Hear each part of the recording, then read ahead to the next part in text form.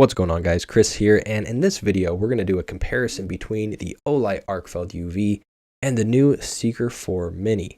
The SEEKER 4 Mini just barely launched. It's on sale right now for like 56 bucks, full MSRP of 80. So if this is one you're interested in, check out my affiliate link to the OLIGHT sale down below. And if you miss this sale, you can use my coupon code SHARPAF to get 10% off your orders. Both of these are great EDC flashlights. Both of these have the UV light feature. There's some things I really like about both of these. There's some things I don't like about them. So we're going to talk about that. But really, I'd love to hear from you guys down in the comments. Which of these do you think is the better flashlight?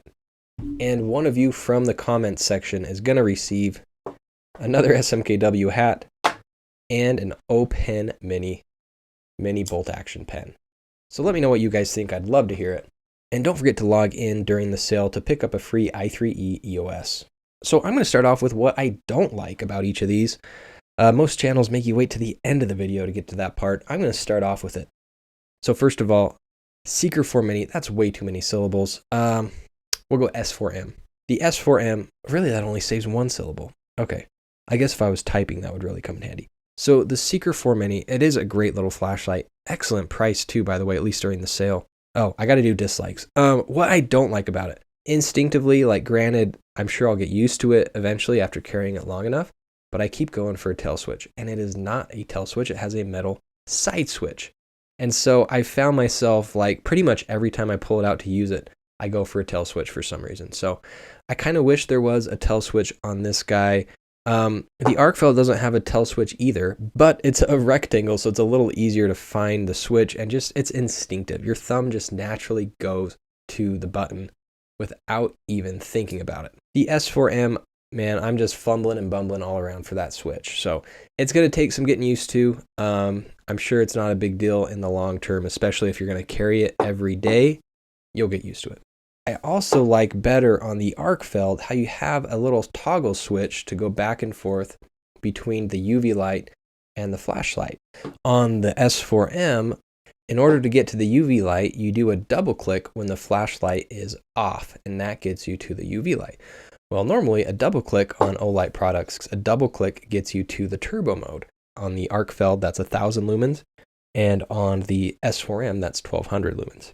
To get to the turbo mode on this one, you already have to click the flashlight on and then double click. And while that's not a huge deal, I like the fact that with the Arkfeld, as long as you're switched on to the flashlight, whether it's off and you double click, or if it's already on a lower setting and you double click, you get the turbo. Either way, double click is turbo. Both of these, by the way, a triple click gets to strobe. Should have warned you about that. When you get up off the floor seizing, I'll let you know what happened. That's probably an inappropriate, like, ableist joke or something. I just kind of feel like, man, if I had this at the side of my bed and somebody breaks into my house and I'm trying to like turn on a super bright light to see who it is, I'm going to be shining a UV light in their face. You got some really dirty fingernails there, Mr. Robber, sir. But again, that's just going to take some getting used to. And I don't know which is better. Is it better to have the double click in the off position get to turbo, or the double click in the on position get to turbo? The Arkfeld also has the advantage of the slim profile, but actually both of these carry just fine. I mean, even the S4M, you're looking at, you know, less than an inch diameter at the base and less than 1.25 inches at the tip. Now the S4M does have quite a few advantages over the Arkfeld. The biggest one and the most important one to me is the fact that with the SEEKER 4 Mini, you've got a replaceable battery. The Arkfeld has a built-in 1050 milliamp lithium polymer battery, and the SEEKER 4 Mini has the 1100 milliamp rechargeable, replaceable lithium-ion battery. And for me, that is huge, because I love the fact that I can buy like 4 to 6 of these, have them all charged up, ready to go in case of some sort of emergency or power outage, or if I'm going camping for an extended period of time. And I think when I looked, these batteries were like $8 or something on OLIGHT's website. So if I was picking up the S4M, I'd definitely pick up a few spare batteries as well. So that is a huge advantage for the SEEKER 4 Mini. On the Arkfeld, you have a battery indicator right here with those for lights.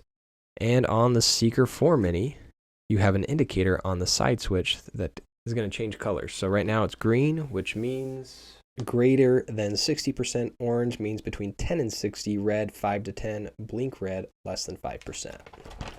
They can both be charged with OLIGHT's magnetic charging base. All right, one other difference, the Arkfeld is IPX7 waterproof. The S4M is IPX8. Both of these have cool white, neutral light. Only a 2-year warranty on the Arkfeld and a 5-year warranty on the S4M. What the hell is that about? Probably the internal battery, honestly. All right, let's check out the differences in the brightness settings. Both of these have a moonlight setting, 2 lumens for the S4M, 1 lumen for the Arkfeld. Low setting, both 15 lumens. Medium for the SEEKER 4 Mini, 120 versus 60. High, 600 versus 300. And turbo, 1200 versus 1000. Now, runtime in each of those settings is going to be a little bit less on the S4M because they are brighter. Runtime on high, 140 versus 50. Medium, 12 hours versus 5 hours. Low, 41 hours versus 33 hours, although the S4M does have a greater throw distance on each of those as well. Soak in all those specs that you want. I didn't mention all of them. Runtime on the UV light, 95 minutes versus 4 hours. That's a pretty big difference. I do like having a brighter, better flashlight, but those are some pretty significant advantages for the Arkfeld in the runtime categories. All right, let's hit the lights and do some comparisons. Here is the UV light of the Arkfeld. Try and keep it on this side of the table. And the UV light for the SEEKER 4 Mini. Might as well charge up some patches while we're at it. Oh, don't forget the Jack Wolf one, man. Oh, man. Alrighty, let's move on to Moonlight.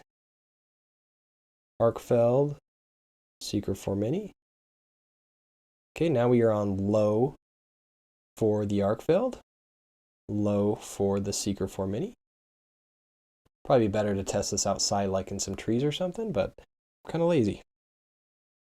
Medium, medium, high, high, turbo, turbo. Think that's enough light in here, guys? Jeez. So which one of these is better? If you need a powerful UV light, the SEEKER 4 Mini is the better choice. If you need brighter light, the SEEKER 4 Mini is a better choice. If you, like me, value the ability to buy spare batteries and have charged up extra batteries on hand, the SEEKER 4 Mini is the better choice. If you care about the overall cost, right now during the OLIGHT sale, the SEEKER 4 Mini is the better choice. Arkfeld, MSRP 80, it's $80 right now, it's not on sale. The S4M, also $80 MSRP, so maybe that's not a fair comparison to make. Right now though, it's $56. You could buy the SEEKER 4 Mini and 3 replacement batteries for the same cost as the Arkfeld. But which one do I like to carry the most? The Arkfeld. Love to carry the Arkfeld. But the best flashlight, according to Sharp AF in this edition of Versus, is the SEEKER 4 Mini. It's brighter, more powerful, better warranty with replaceable batteries. And most of the things that I don't like about it, the tail switch, the UI, I think it's just a matter of getting used to.